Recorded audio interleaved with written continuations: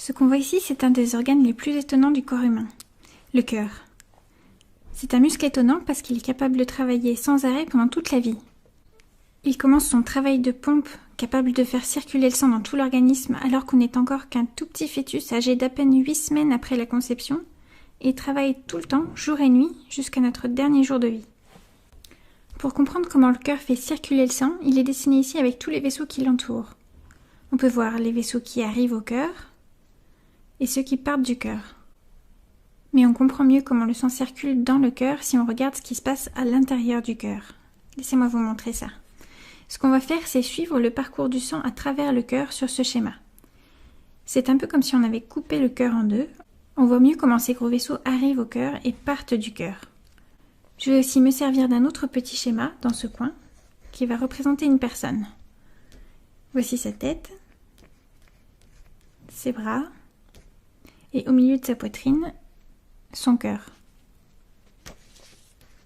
On va faire aussi ses jambes. Alors, le cœur récupère le sang en provenance de tout l'organisme, s'occupe de l'envoyer au poumon pour qu'il soit réoxygéné, avant de le redistribuer à nouveau. Donc le sang qui vient de ce bras arrive par ici, le sang qui vient de l'autre bras arrive aussi par ici, et le sang qui vient de la tête rejoint le cœur au même endroit. En fait, le sang provenant de ces trois endroits arrive dans une seule et même grosse veine qu'on appelle la veine cave supérieure.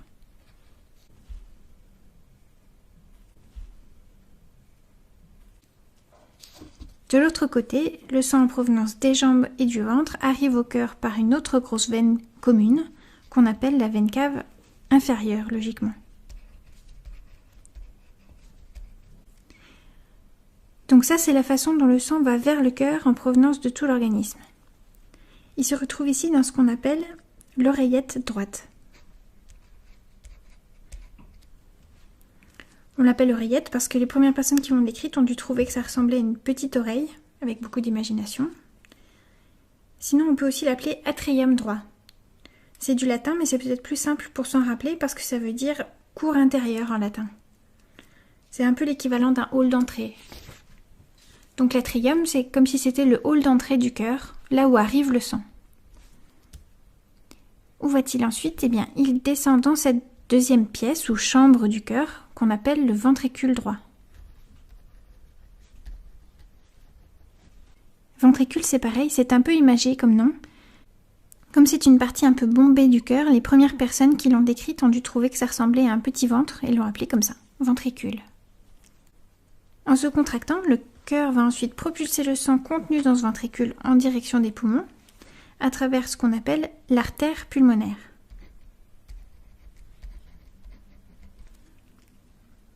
Au niveau des poumons, le sang est débarrassé de son CO2 en excès, rechargé en oxygène, puis revient vers le cœur par ces vaisseaux qu'on appelle les veines pulmonaires.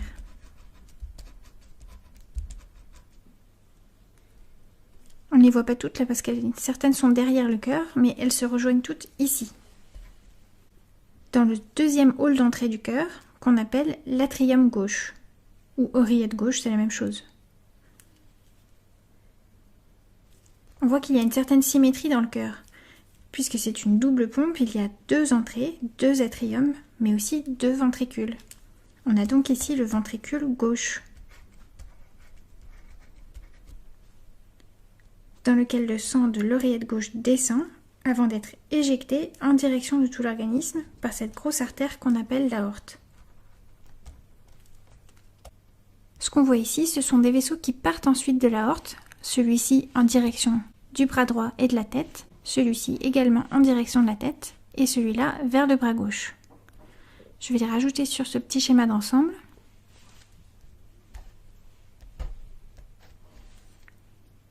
Et pour le reste de l'organisme, eh bien ce qu'on voit ici, c'est juste le départ de l'aorte. Le début, c'est ce qu'on appelle la crosse aortique. Mais ensuite, l'aorte se poursuit, elle passe derrière le cœur et descend par là, en donnant naissance à des vaisseaux à destination des organes de l'abdomen au passage, avant de se séparer comme ça. C'est une version schématisée du réseau des artères et des veines de l'organisme, mais c'est à peu près ça. Une chose importante à préciser, c'est que sur ce schéma, j'ai représenté les veines en bleu et les artères en rouge, parce que le sang qui se trouve dans l'aorte est riche en oxygène, ce qui lui donne une couleur rouge, alors que celui qui vient des organes et arrive au cœur est plus foncé parce qu'il est moins riche en oxygène. Et on le représente habituellement en bleu. Ce qu'on voit sur ce schéma-là, c'est que pour les vaisseaux de la circulation pulmonaire, c'est-à-dire ceux-là, c'est l'inverse. L'artère pulmonaire est en bleu, parce qu'elle contient du sang pauvre en oxygène, alors que les veines pulmonaires contiennent du sang riche en oxygène, donc rouge. Pour ne pas se mélanger les pinceaux, il y a un petit truc mnémotechnique. En fait, on utilise le terme veine pour tous les vaisseaux qui vont vers le cœur. Ça commence tout par un V. Veines vont vers le cœur.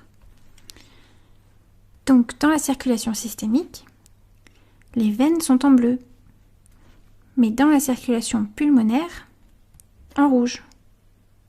A l'inverse, le mot artère est utilisé pour désigner n'importe quel vaisseau qui part du cœur.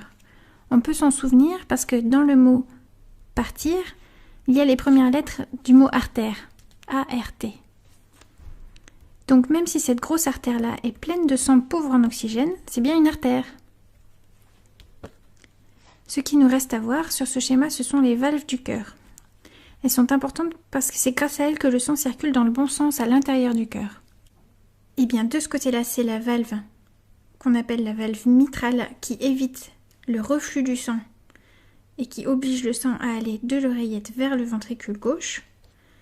Et de ce côté-là, c'est la valve qu'on appelle la valve tricuspide qui empêche le reflux du sang et qui l'oblige à aller dans le sens oreillette droite vers le ventricule droit. Il y a aussi deux autres valves ici, qui ont des noms plus faciles à retenir. À la base du tronc commun de l'artère pulmonaire, c'est la valve pulmonaire. Et à la base de l'aorte, la valve aortique.